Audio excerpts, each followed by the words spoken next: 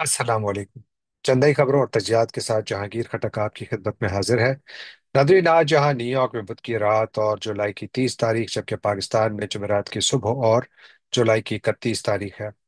Nadreen, आज एक मरतबा फिर शुरुआत बाजोड़ से ही करेंगे, जहां पर के काफ़ी बड़े अवामी मुजाहरे हुए हैं और इत्तलात ये भी हैं कि शायद जो मिलिट्री ऑपरेशन शुरू किया गया था उसको फिलहाल रोक दिया गया है। लेकिन इस सिलसिले में कोई बाकायदा ऐलान सामने नहीं आया। लेकिन मीडिया में यही खबरें गर्दिश कर रही हैं कि शायद इसको फिलहाल रोक दिया गया है। और दूसरी जानब सूबाई वजीर आला अली अमीन गंडापुर की जानिब से भी सियासी कलाबाजियां जारी हैं। 24 घंटे के अंदर उन्होंने एक बड़ा यू टर्न लिया। 24 घंटे पहले उन्होंने ऐलान किया कि तमाम डिप्टी कमिश्नर, सूबे भर के जितने भी डिप्टी कमिश्नर हैं, वो बगैर होम डिपार्टमेंट की इजाज़त के कर्फ्यू नहीं नाफिज करेंगे। और उन्होंने जो बाजोड़ में मिलिट्री ऑपरेशन शुरू किया गया था उस पर उन्होंने शदीद एहतजाज भी किया, बल्कि मेरी राय में बहुत सख्त बयान भी दिया था, जिसमें उन्होंने कहा था कि इन ऑपरेशंस की वजह से अवाम और फौज के दरमियान फासले बढ़ चुके हैं। ये उनके अल्फाज थे। और फिर 24 घंटे बाद उनके शायद सॉफ्टवेयर अपडेट हो गया, क्योंकि उसके बाद एपेक्स कमेटी का इजलास हुआ, जहां पर के पेशावर के कोर कमांडर और आला फौजी क़यादत भी मौजूद थी। जब वो इस इजलास के बाद मेरा ख्याल है कि अली अमीन गंडापुर साहब का जहन बदला और उनको हकीकत जो उससे 24 घंटे पहले मुख्तलिफ थी, 24 घंटे बाद वो बिल्कुल मुख्तलिफ नजर आने लगी। और उन्होंने अपने ही बयानों की कलाबाजियां शुरू कर दी। यानी 24 घंटे पहले उन्होंने अपोज किया था, 24 घंटे बाद बुनियादी तौर पर वो इसको सपोर्ट कर रहे थे और ये भी कह रहे थे कि साजिशें हो रही हैं कि हमारी जो इदारे हैं उनके दरमियान, हुकूमत के दरमियान और अवाम के दरमियान फासले कायम किए जाएं, साजिशें हो रही हैं। कौन कर रहा है ये उन्होंने नहीं बताया, लेकिन 24 घंटे पहले वो बड़े वादे इशारे दे चुके थे। उनके इस बयान को सोशल मीडिया में काफ़ी ज़्यादा अहमियत दी गई और उसके ऊपर मुख्तलिफ किस्म के तरीके से इसको पेश किया गया। एक जो सोशल मीडिया प्लेटफॉर्म है, उन्होंने आज़ाद उर्दू, उन्होंने एक बहुत अच्छा दो क्लिप्स उनके एक जगह किए हैं।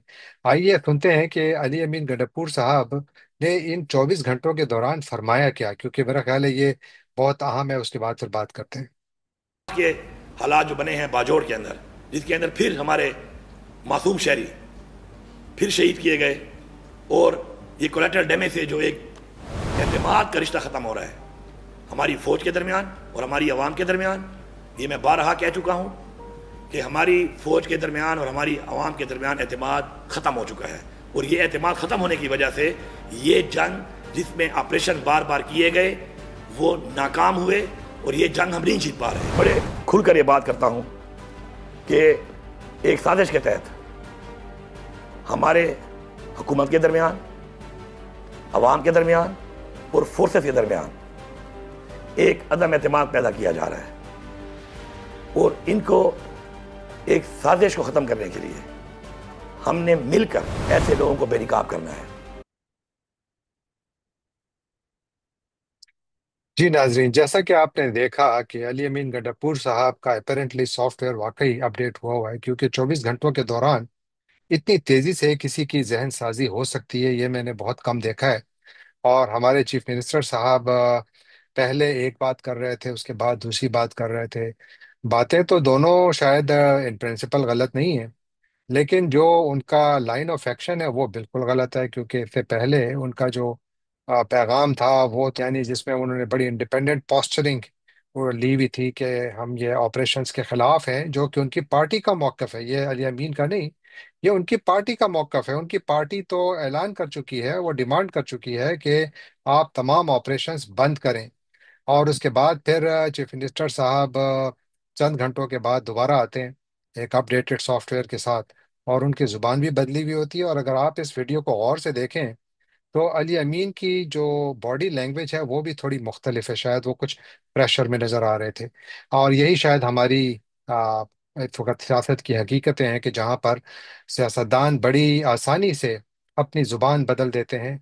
अगर अली अमीन गंडापुर दुनिया के किसी और मुल्क में होते और ये इसी मनसब पर यानी फायज होते, तो मेरा ख्याल है अब तक उनके खिलाफ नो कॉन्फिडेंस मोशन भी आ चुकी होती कि आपने यहाँ पहले झूठ बोला था या अब झूठ बोल रहे हैं। दो, یہ نہیں ہو سکتا کہ آپ نے 24 گھنٹوں کے دوران دو سچ بولے ہیں جو کہ ایک دوسرے سے بالکل مخالف ہیں، بالکل ان کے اندر کوئی وہ نہیں ہے، یہ گانگت نہیں ہے، کوئی ایک بالکل مخالف ہے ایک دوسرے کے، اپوزٹ ہے۔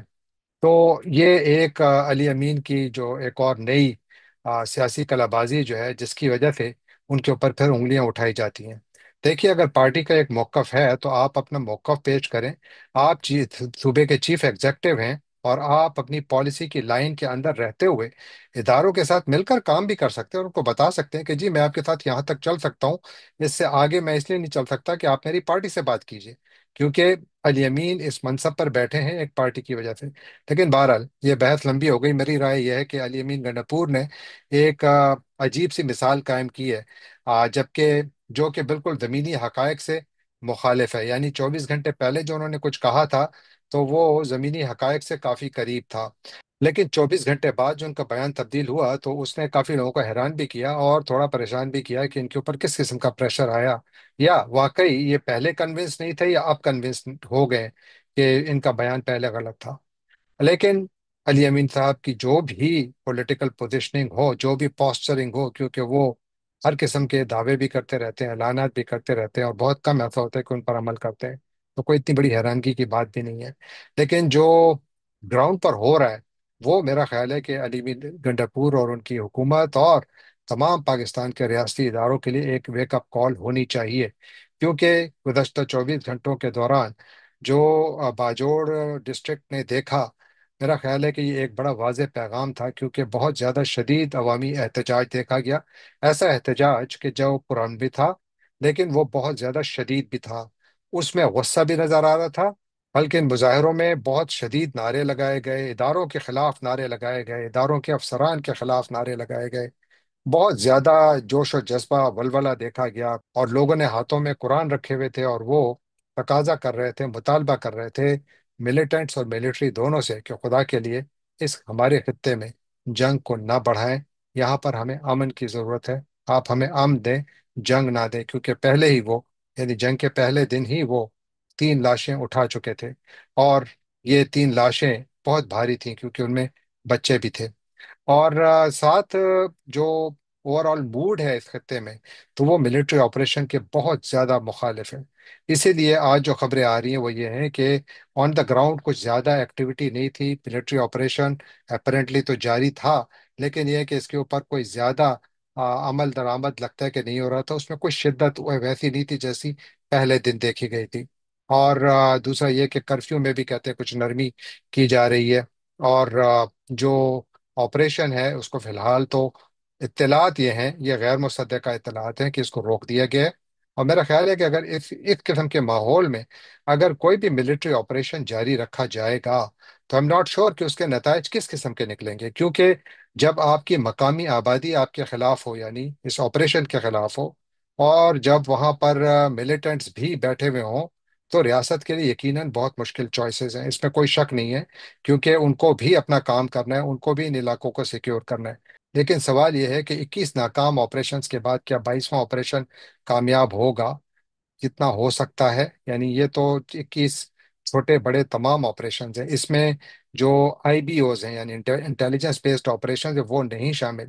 آئی بی اوز کی تعداد تو شاید ہزاروں میں ہوگی، اگر آپ گزشتہ کوئی سال کا ڈیٹا نکالیں تو میرے نہیں خیال کہ اس سے کم میں ہوگی، تو اس کے باوجود یہ معاملہ بڑھ رہا ہے، کم نہیں ہو رہا، تو یہ لوگ جو تقاضا کر رہے ہیں وہ بھی امن چاہتے ہیں، اسی لیے تو انہوں نے قرآن اٹھایا ہوا ہے، اسی لیے تو وہ اسی کا واسطہ دے رہے ہیں کہ خدا کے لیے یہاں پر ہمیں آپ امن دیں، اور امن جو ہے کیا وہ صرف گولی کے ذریعے ہی حاصل کیا جا سکتا ہے؟ یقیناً آپ نے گولی چلائی، چلا رہے ہیں، اپنے دفاع میں بھی چلا رہے ہیں، اور ایسے لوگوں کو بھی نیوٹرلائز کرنے کی کوشش کر رہے ہیں جو کہ بے گناہوں کا خون اپنے ہاتھوں میں لیے ہوئے ہیں، تو یہ دونوں وہ صورتیں تو ہیں، لیکن عوام کی مدد و اعانت کے بغیر، ان کی سپورٹ اور اپروول کے بغیر اگر کوئی بھی کوشش ریاست کرے گی، مجھے اس کے کامیابی کے چانسز بہت کم نظر آ رہے ہیں، تو ریاست کے پاس بڑے مشکل چوائسز ہیں، اور وقت کا تقاضا یہی ہے کہ حکومت اور ریاست، یعنی ریاستی ادارے، ہماری اسٹیبلشمنٹ، یہ مل بیٹھ کر مقامی لوگوں کے ساتھ بیٹھ کر بات کریں، اور ان سے یہ سوال پوچھیں کہ ان لوگوں کے ساتھ ان کو یہاں نکالنے کا اور دوسرا کیا طریقہ ہو سکتا ہے، यकीनन इन लोगों को यहाँ से निकाला तो जाना चाहिए, लेकिन वही लोग यही सवाल फिर पूछते हैं कि जनाब, आपने जो ये गुट तालिबान और बैड तालिबान के दरमियान जो तफरीक रखी हुई है, इसको आप पहले ख़त्म कीजिए, फिर बात करेंगे। और ये कि जो सरहद हमारी अफगानिस्तान के साथ मिली हुई है, इसको सिक्योर करना आपका काम है। आप इसको इंश्योर करें कि यहाँ से कोई लोग ना आए, तो फिर हमारे पास आए। सवाल बहुत हैं, और उसके यकीनन जवाबात इतने आसान भी नहीं है। यानी रियासत के लिए भी इतनी पोरस बॉर्डर को सिक्योर करना आसान काम नहीं है, बावजूद इसके कि इस बॉर्डर का एक बहुत बड़ा हिस्सा फेंस्ड है, वहां पर फेंसिंग हुई हुई है। और अगर ऐसे इलाके हैं जहाँ से कि लोग ज्यादा आ रहे हैं, तो रियासत को तो ये मालूम होना चाहिए कि इन इलाकों को या इन सरहदी पट्टियों को किस तरीके से महफूज बनाया जा सकता है। क्या वहां पर ज्यादा डिप्लॉयमेंट नहीं की जा सकती? क्या वहां पर नए आलात नहीं नस्ब किए जा सकते? बहुत कुछ किया जा सकता है। मुझे यकीन है कि बहुत कुछ किया गया होगा भी, लेकिन मुझे लगता है ये भी है कि शायद उस वो कोई ज्यादा यानी इस वक्त तक कामयाबी से उस पर अमल दरामद नहीं हो रहा, या जो स्ट्रेटजी है उसमें कुछ कमजोरी है। तो उसको रिव्यू करने की जरूरत है। और उसके बाद फिर ये जो जो मामलात हैं, जहां जहां टारगेटेड ऑपरेशंस फौज ने करने हैं, उसके लिए भी मकामी आबादी को कॉन्फिडेंस में लिए बगैर अगर कोई भी कोशिश की जाएगी, तो उसका नुकसान ही होगा।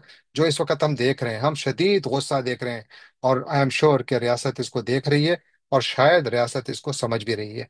और उम्मीद है कि जिस तरह ये ऑपरेशन में जो खबर है कि पॉज आया हुआ है, उसको फिलहाल रोका गया है, उसको स्लो डाउन किया गया है, उसको अगर ऐसे ही जारी रखा जाए तावक्त ये कि कोई अच्छी स्ट्रैटेजी सामने आए जिसके जरिए इन अनासर का मुकाबला किया जा सके। अचानक ऑपरेशंस का नुकसान जो है वो यही हो सकता है, और यही है कि चूंकि ये लोग 21 मरतबा बेघर हो चुके हैं, वो 22वीं मरतबा नहीं होना चाहते। अब चलते हैं अगली खबर की तरफ। आज की बहुत बड़ी खबर, दो खबरें बुनियादी तौर पर साउथ एशिया के हवाले से हैं। एक तो इंडिया के हवाले से है। सदर ट्रंप ने एक बहुत बड़ा ऐलान किया। उन्होंने कहा कि 1 अगस्त से भारत की जो अशिया अमेरिका में आती हैं, उन पर 25% टैरिफ्स लगाया जाएगा, उन पर टैक्स लगाया जाएगा।